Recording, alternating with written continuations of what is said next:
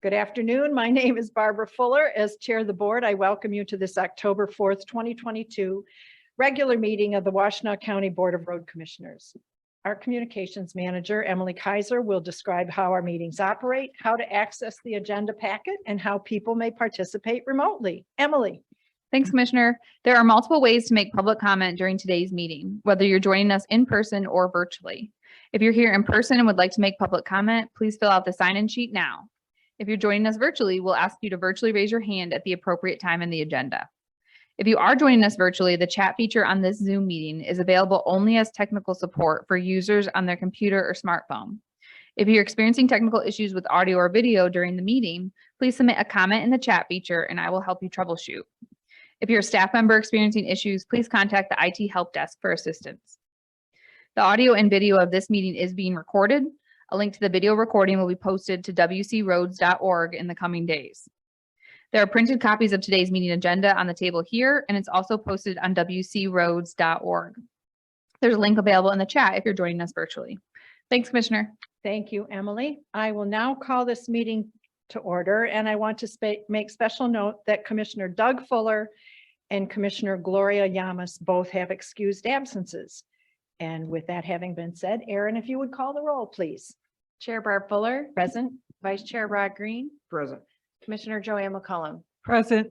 and the following directors are in attendance: Managing Director Cheryl Siddle, Director of Engineering and County Highway Engineer Matt McDonald, Director of Operations Adam Lape, and Director of Finance and IT Dan Ackerman. Thank you. If you would please join us in reciting the Pledge of Allegiance. I pledge allegiance to the flag of the United States of America and to the republic for which it stands, one nation, under God, indivisible, with liberty and justice for all.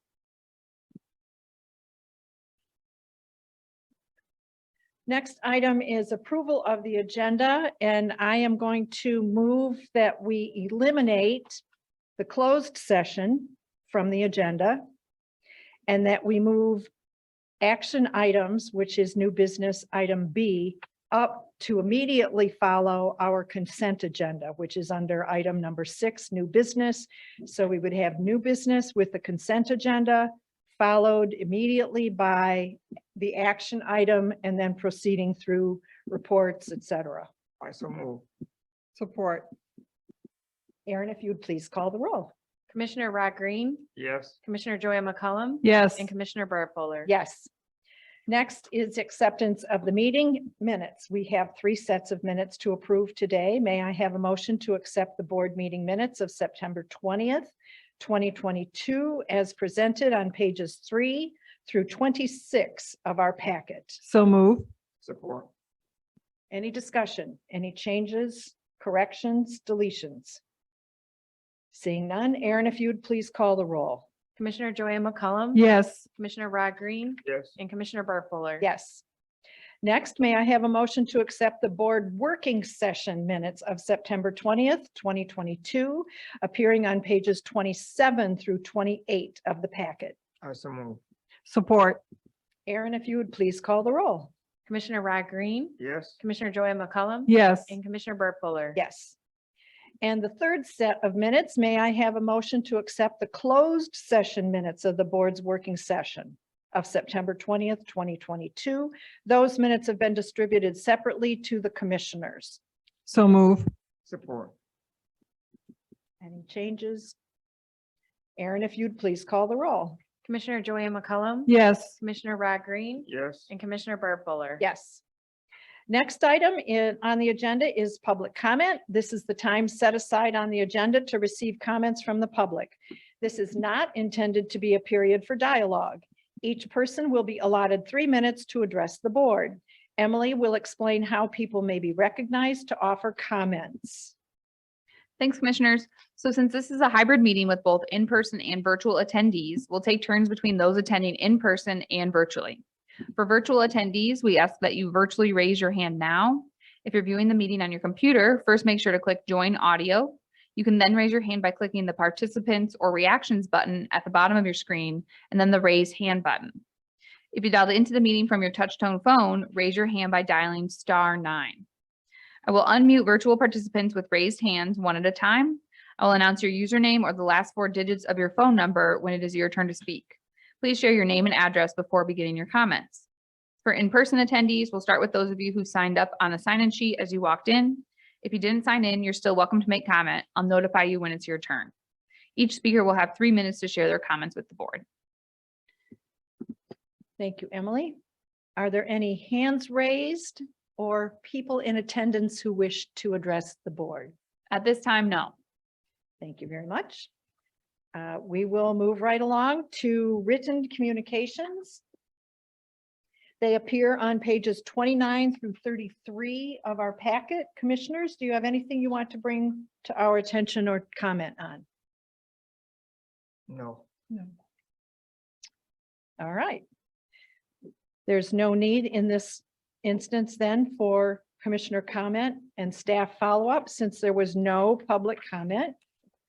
Next, we have new business, the consent agenda.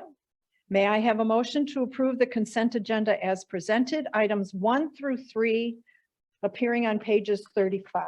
So move. Support. Any comments or questions on that?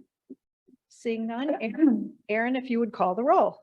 Commissioner Rod Green, Yes. Commissioner Joanne McCollum. Yes. And Commissioner Burt Fuller. Yes. We will move on directly now to new business. We have one action item to consider. May I have a motion to either approve or reject the TPOAM 2022-2025 collective bargaining agreement? The motion itself appears on page 36. That upon the recommendation of the Human Resources Manager and the concurrence of the Managing Director, the board hereby approves the collective bargaining agreement between the Technical, Professional, and Office Workers Association of Michigan and the Washtenaw County Road Commission for the period of October 4th, 2022 through October 3rd, 2025. The board further authorizes the chair, managing director, and negotiating team members to sign the collective bargaining agreement. I support. Thank you. Any discussion? Any questions? Managing Director, any comments or anything to offer? No, just that it's been a long time coming and Very good. All right. Aaron, if you would please call the roll. Commissioner Joanne McCollum, Yes. Commissioner Rod Green, Yes. Commissioner Burt Fuller. Yes. Want to congratulate and commend everybody who was involved. It was a long journey to get here, but I really believe it was a good, solid agreement and it puts us in place now for the next 3 years. So well done, everyone. Well done. Thank you. Mhm. We will move on now to reports. Commissioner Sanders indicated she would not be able to join us today. Have we heard from Commissioner Schenk? I do not see. No. All right. We'll move on then to report of the road commissioners. We will start with Commissioner Green. Thank you. On September 21st, I attended the chat session. We had one person attend. That's it. Thank you. Commissioner McCollum. Yes, on September 29th, I attended a Washtenaw Economic Club presentation on best practices and frameworks to support the growth and impact of DEI efforts. Speaker Ovale Barbie was the presenter. At that meeting, I met Lynette Richardson, who is the Industry Engagement Coordinator, Division of Workforce and Community Development. We discussed opportunities of how to attract more heavy truck drivers to the Road Commission, and she suggested contacting their training partner, Trenco, and maybe more specified training can be offered to applicants to the Road Commission so they would be Road Commission ready. I then forwarded this information to the Managing Director, and that's my report. Thank you. Thank you, Commissioner McCollum. I will report that on September 23rd, I attended a meeting requested by County Commissioner Caroline Sanders to hear from a Mr. Peter Hammer and a Mr. Chris Kraus. On September 25th, I participated in a roadside cleanup effort along M52 between Scioto Church Road and Peckins Road. And I'll note that the next day, they mowed the roadside. So we slogged through grass that was up to our knees, discovered things, because when we stepped on them, we could either hear them or feel them. But the roadside looks much better now. September 26th, I participated in a Washtenaw County high-speed broadband gap filling project update. It was a town hall meeting convened by County Commissioner Jason Maciejewski and Shannon Beeman. Commissioner Sue Shank, Board of Commissioners Chair, attended as well. There were some 50 members of the public in attendance, and the gathering was held at the Sylvan Township Hall. On September 28th, I served as the commissioner at our weekly chat session. We didn't have any visitors, Commissioner Green, so you get the prize for this last session. And that concludes my report.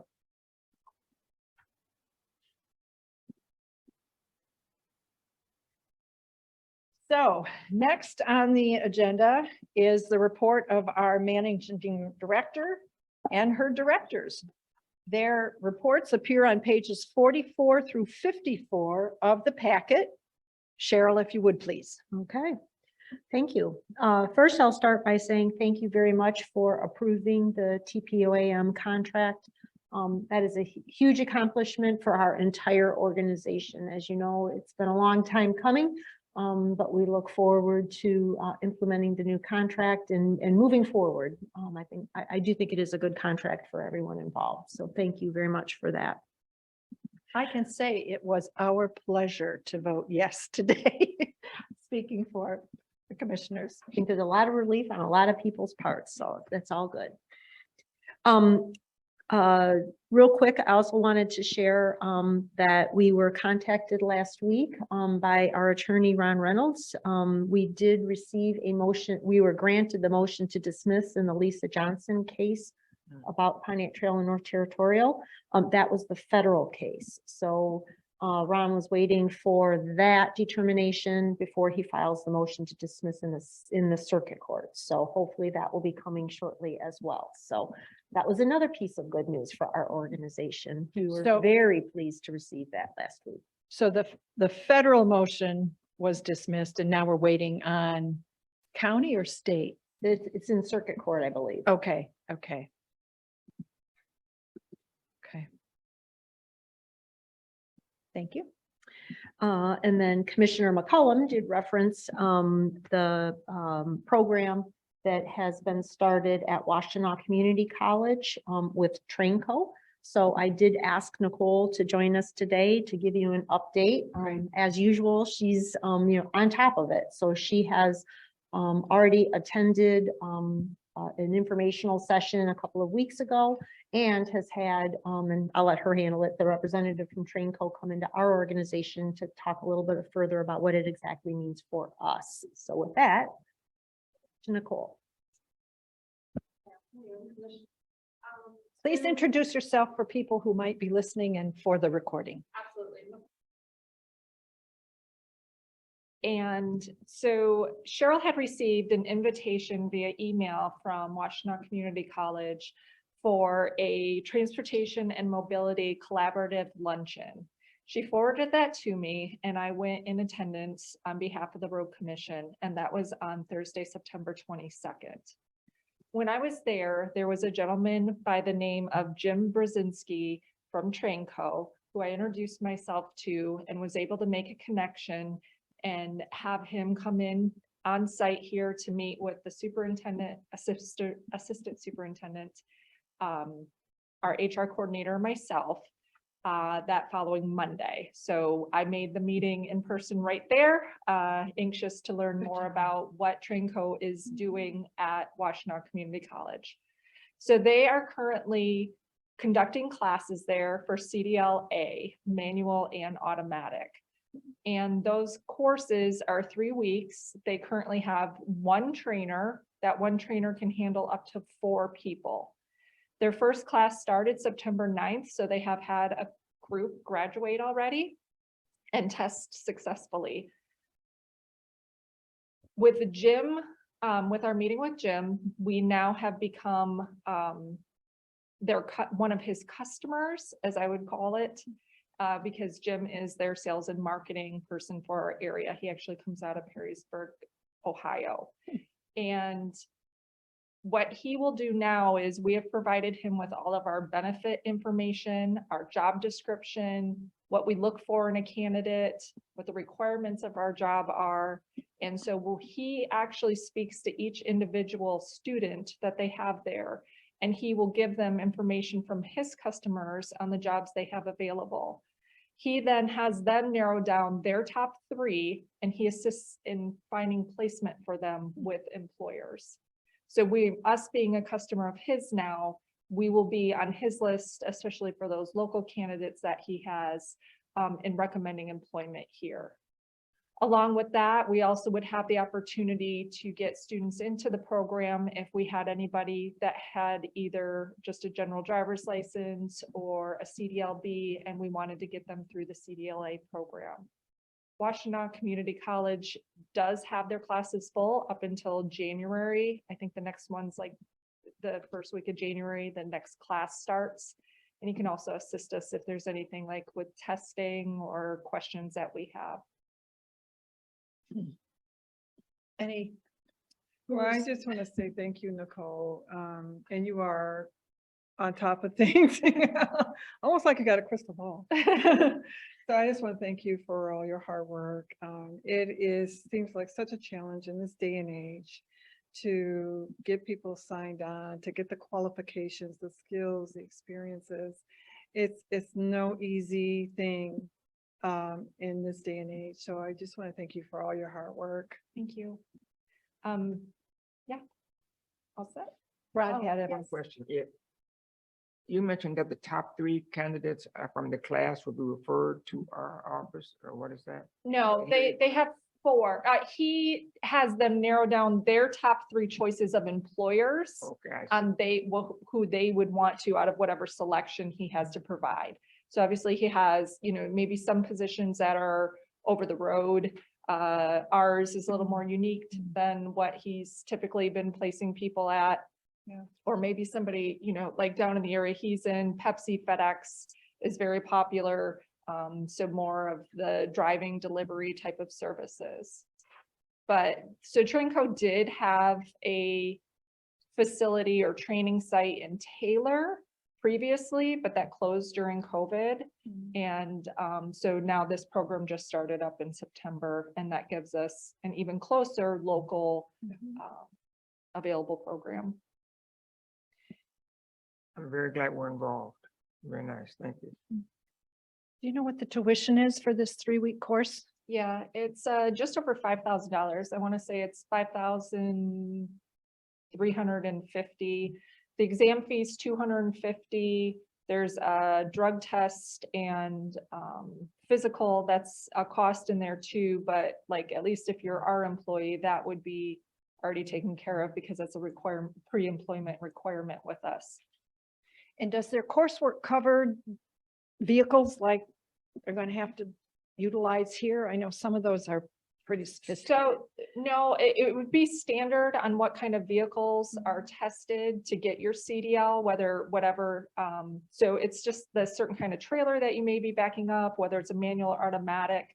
As we talked about in the past, what we really want is, if somebody can get that basic CDL certification done, we can train them how to use our specific vehicle. It's more passing that initial licensure that's critical for us.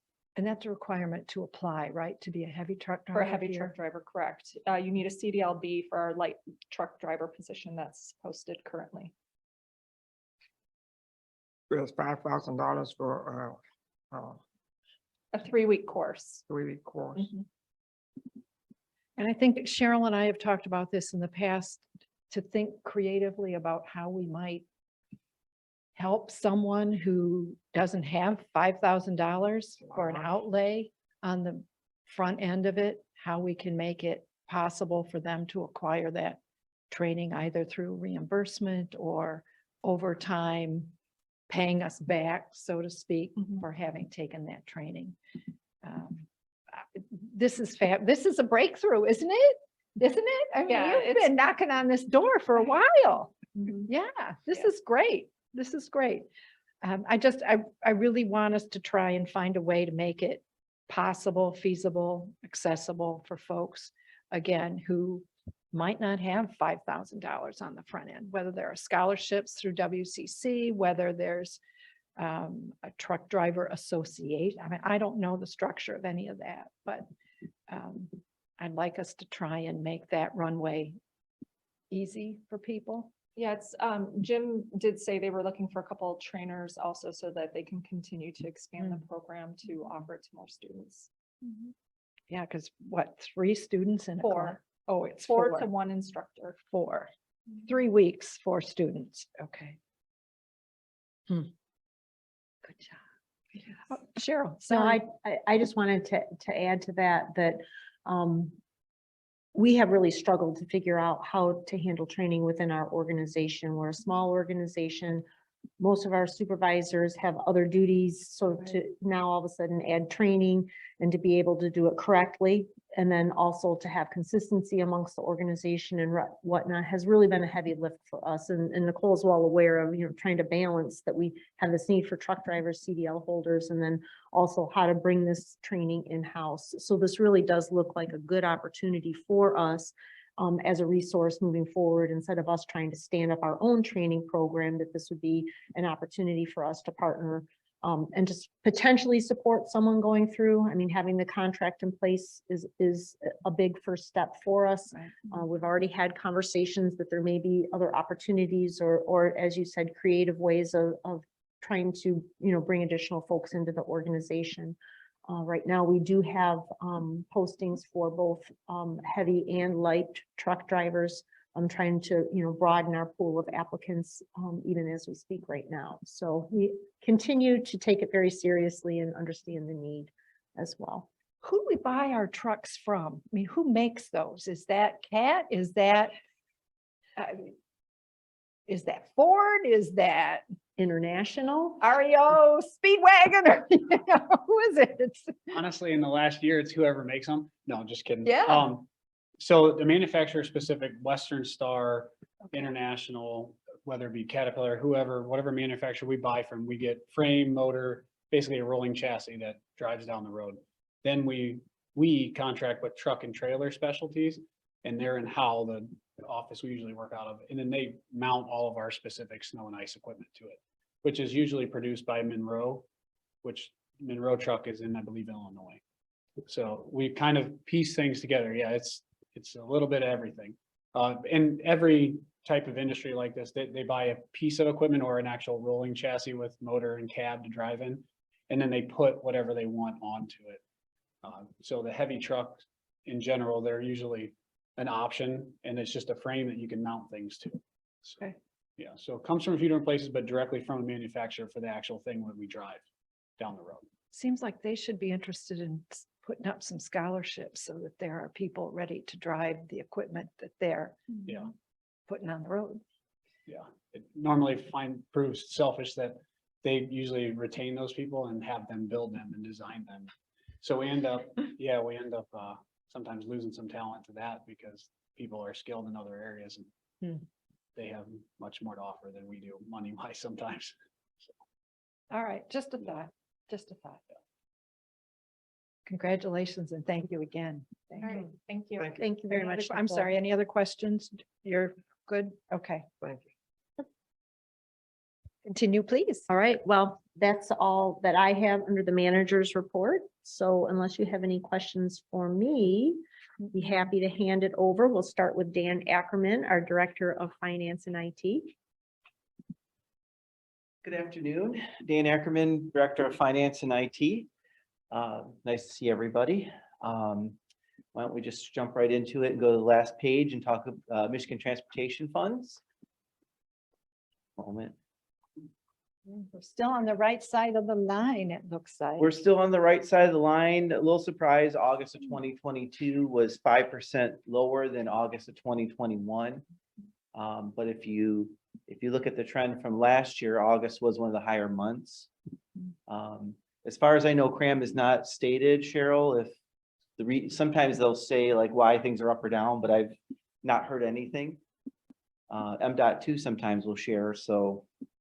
But as you mentioned, we are still ahead of the budget, which is obviously the key indicator, so got a few more months here and you know, if we continue to see a downward trend, then obviously we're going to adjust the budget one last time for this year, and we can make an adjustment at that time if we're not feeling comfortable with the numbers.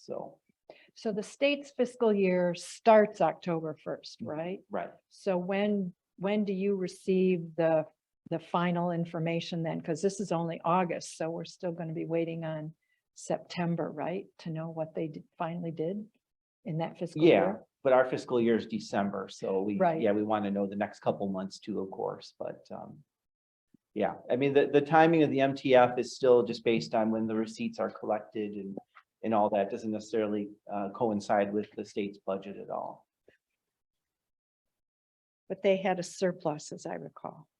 I don't know if any of it went to roads in the final. I don't I don't think believe there so. was anything in the supplemental that was going towards roads. This is strictly Michigan transportation funds. So this is gas tax revenue, vehicle registration fees, and some miscellaneous things. I'll remember that. Yeah. Okay. Any questions on that at all? Besides that, finance, we're heading into budget season, so Matt and I will be getting together in the next week or two to talk 2023 projects, and typically end of October, early November, I'll sit down with the departments and Cheryl, and we'll go over the budgets. And as a reminder, there's two budgets. There's the year-end budget for 2022, and then also the 2023 budget that we'll be presenting to you, I believe, in November at a working session, hopefully for approval, the first meeting in December. So that's hard to believe that it's already here. Seems like the summer just got started and now we're talking about year end and everything else. The finance department, you probably saw in my report, we're also working on the state of Michigan for the state trunk line contract. They've changed some of the activity codes that we are using for routine maintenance. Not exactly sure why, besides I think they want them to be more descriptive, I guess. Instead of surface maintenance, they're kind of breaking it down into a little more detail, which it's fine, but the numbering scheme they want us to use is a bit challenging compared to what we're used to. So we're trying to make it work and trying to make it as straightforward as possible for our employees, because they're putting the activity codes, what they worked on, you know, for their timekeeping and so on. So been meeting with Adam and his staff, and we've come up with a great cheat sheet for everybody to follow. And this will be starting October 1. So we'll be ready for it, but it's been a bit of a challenge to you know, accommodate what they're asking from us, and we'll just see how it goes. I imagine we'll have to tweak things a little bit here and there, but we've got a good plan and we've got everything set up and ready to go. So did CRA weigh in on this change, or is this just done by Paul Ajiba as head of MDOT, or how does this, where does it come from? I'm sure, I imagine it does come from Lansing. Right, yeah, right. Beats. From above in Lansing. I believe it does come from Paul and the powers that be in Lansing, and then trickles down to the Okay. transportation service centers, is it TSCs? Mhm. Ours is in Brighton, and you know, a lot of times they say, yeah, we know, but our bosses above us want us to do it this way. So, and you know, we'll do the best we can to accommodate things and make sure that, you know, to make it happen. But it's a pretty significant change. A lot of my peers at other road commissions have been reaching out, like, what are we going to do? And I got a frantic call from Muskegon Road Commission, you know, what are we doing? So we had a nice conversation about it and kind of shared some information. But you know, I think we'll be ready, and there's going to be a little bit of a learning curve for our folks. But we've got lots of eyes on it, and it'll be fine in a couple of months, and we'll forget how we used to do it. So. So instead of one category, now there's the category with 4 subcategories? Is Well, that so kind of what it they looks- have all these routine care categories like winter maintenance, surface maintenance, Hmm. shoulder maintenance. They decided to change the names of some. They decided to break some down into further detail. So shoulder and surface maintenance, I believe, have several categories now. And so we just have to kind of monitor and be a little more specific as far as the work that's being done. And the state has claimed they're going to budget by all these categories. So we'll see how it goes, but it'll be interesting to just see how all this plays out. But I'm guessing someone in Lansing just wanted more specifics as far as what work's being done and budget accordingly and so on, I guess, so. Yeah, there's a lot to it, but Other questions? other questions on that? Okay. And then IT, Josh is finishing up phase 1 of the computer refreshes. I have the pleasure of working with him this week, so I'm looking forward to that for sure. And then once he's done with that, we're getting our CMAC computers in, or phase 2. So that'll keep me busy for a while again, which is great though. So and then Chris, Josh and I will be meeting with our managed service provider next week. Applied Innovation. So it's good to have, a sit down and we can kind of talk about how things are going, what concerns they may have, what concerns we might have. As I've mentioned several times, technology is always changing. So there might be some other innovations out there possibly we could take advantage of.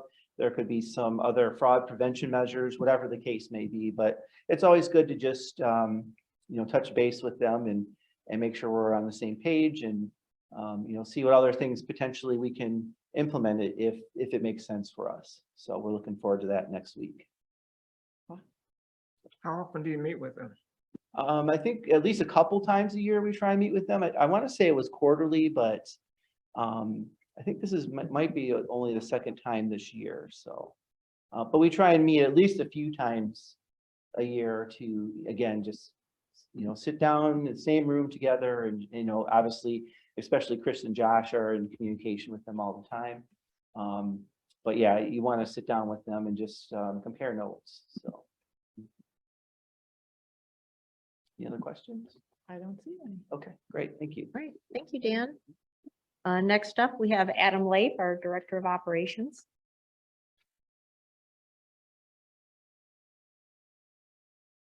Good afternoon, Adam Late, Director of Operations.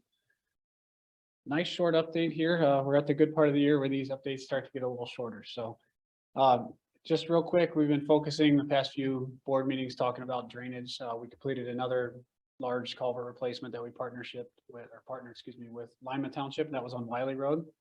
Okay. So that was completed since we last met.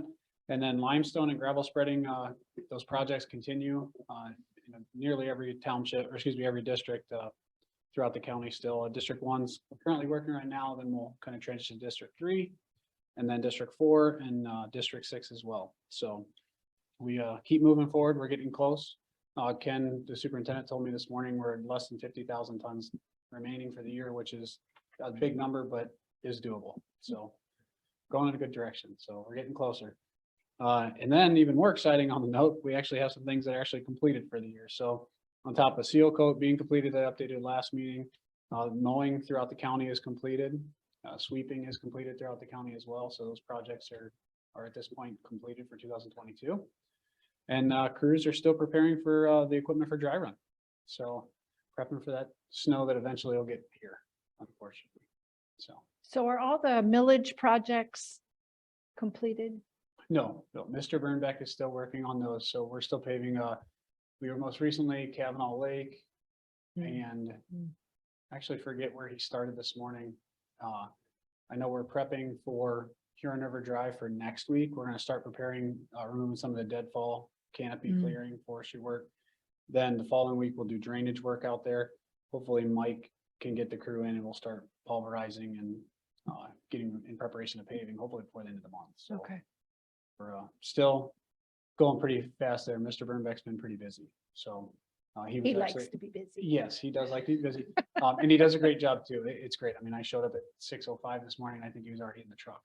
Yeah, And he was yeah. out doing his thing. So we're in a good place. So the year That's great. is wrapping up. So that was my update, unless there are any other questions. Anything? I don't see All right, anything. thank you. Thanks, Adam. Thank you, Adam. Thank you. And last but certainly not least, we have Matt McDonell, our Director of Engineering. Good afternoon, board members. Matt McDonnell, Director of Engineering. Happy to report we're open to traffic on Packard Road in Pittsfield Township. That was one that was a coordination between our contractor and we work with Pittsfield Township on water main replacement. So that was a great example of partnership and coordination so that we're only impacting traffic once. It was a little longer than we planned, but at least we know that we've got some solid infrastructure on the ground now, and we're open to traffic. Also, last time we had met, we were nearing completion. We are open to traffic at Pontiac Trail and North Territorial, so that roundabout is open. And work continues on Grove Road. They, I believe, are starting paving today. Will hopefully be done by the end of the week. May carry over to next week. It just depends on how things go and What weather. road?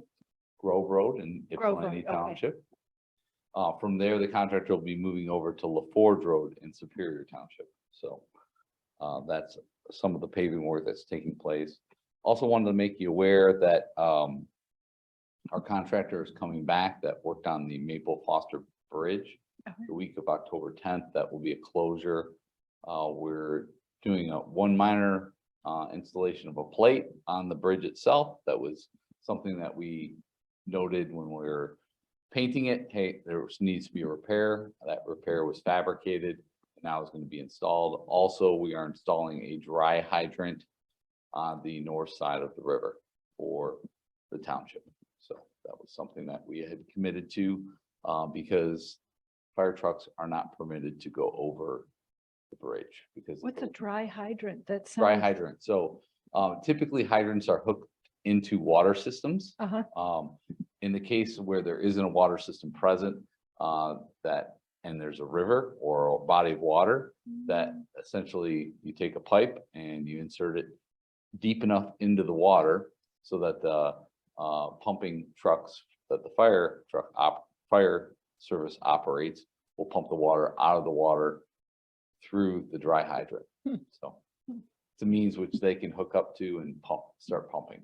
So The bridge looks really nice. I drove over it today, but the pavement in there is kind of less than pristine. sure, yes, it's not quite ready for resurfacing yet, but certainly we're keeping an eye on it. Every year we have to inspect those bridges because they're fracture critical. So we will certainly program it when we think it's appropriate. Wasn't quite there when we were doing the painting. I know it would have worked out well, but we want to make sure we get the full life of that asphalt deck on that structure. So that is again October 10th. We're getting the word out. Coming back, anticipate roughly 2 weeks to accomplish all that. And then another project of note, one that's very popular, the Border Trail along here in River Drive from Zeeb Road to Delhi is actually getting started. So the contractor was able to secure all the necessary permits from the railroad, which was holding it up, and they are going to start that project, at least get earthwork going, see how much they can accomplish before winter sets in. That will definitely carry over into next year. Probably paving will happen next year and the bridge installation as well. So that's the segment south of Huron River Drive where the railroad tracks is? So it's Huron River Drive at Zeeb. Yep. That's where it begins. Okay. Follows Huron River Drive in the river, between the river and the road. Then ends with a river crossing into Delhi Court, that area, or Delhi Park. Okay. So right by the other historic bridge. So north. That's that project. Then they're working on the design phase for anything east of there. So we continue to work with county parks on that, and great partnership, example of partnership. This segment, the reason why we're running the construction is that it was a recipient of, I believe, $2 million in TAP funds. So out of the roughly $5 million project.